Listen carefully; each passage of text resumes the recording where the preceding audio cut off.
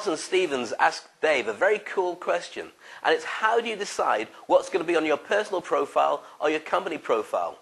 Tough one, I know. Well, the question is actually going to be turned around to look a different way. What are you? What is your brand? And how are you going to get it out to people? Social media is all about people. If you take the world's sexiest brands, Apple, Coca-Cola, Nescafe, wherever you decide, it's ultimately about the relationship that you have with them. And that comes down to people. In terms of conversations, you don't fall behind a brand, you fall behind the way that it makes you feel. There's an emotional contact. And if you want to have a two-way conversation, it's got to be with a person. So in terms of your own company, do both.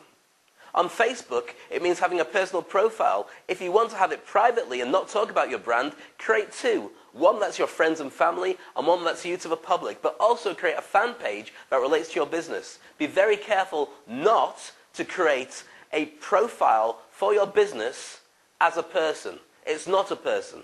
And if Facebook find out, they will close you down. One of the things to look at with LinkedIn is you can create groups as well. Groups about your business, or even better, look at the idea of having a tribe. Who would be interested in the kind of business that you relate to? And even if they're a competition, or rivals, or colleagues, bring them under the same umbrella to like your brand. On LinkedIn, of course, you're a person too. So maybe that's a great way of having two different things. When you look at YouTube, again, the videos can relate to your personal profile or to your company, and the same with Twitter. The best way to do it is to have several accounts. Now, many people say, Dave, I don't know how to manage them all. Get an expert in, or train somebody to look after the profiles for you. Or maybe you need to decide by the responses that you get how often you want to post on different levels.